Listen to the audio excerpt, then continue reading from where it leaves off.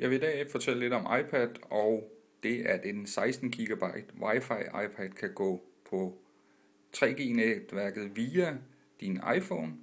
Det kræver, at din iPhone, som ligger her, at den er jailbroken, og jeg kører en version 3.1.2 jailbroken, og bruger programmet MyWi, koster $10 via Cydia. Jeg har min iPad. På iPad'en, der går jeg ind i Settings,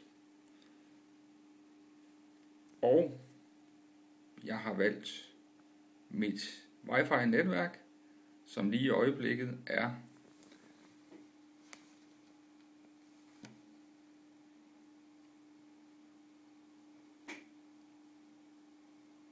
Tonys 3GS MyWi-Fi. Det er tændt, og I kan se, at jeg har prøvet lidt. Udover det netværk, så har jeg D-Link, som er min primære.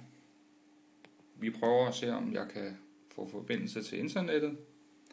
Prøver lige at surfe lidt rundt.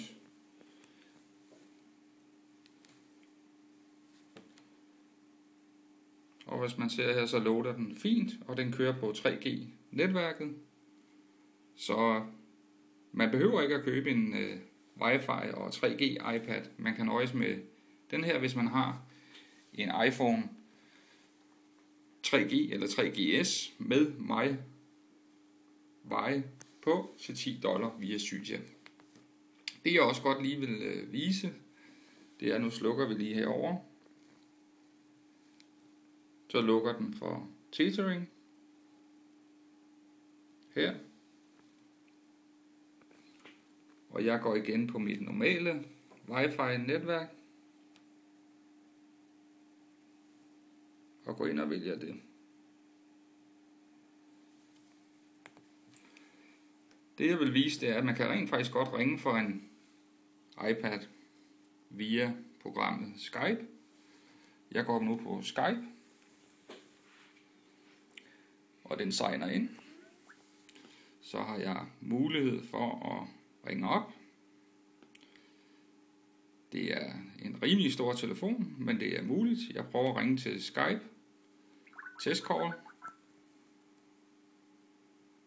Hello, welcome to Skype call testing service. After the beep, please record a message. Afterwards, your message will be played. Så det er muligt at ringe ud via Wi-Fi og sin Skype. Man kan rent faktisk også taste. Det er en forholdsvis stor iPhone, må man sige. Hvis jeg prøver tastaturet til sammenligning, så har vi iPhone'en og den kæmpe iPad. Men det virker faktisk. Så det var lidt om tethering via iPhone 3GS her, og programmet MyWi til $10. Så iPad'en kan gå på, og den kan rent faktisk også ringe. Det var alt for i dag. Tak fordi I kiggede med.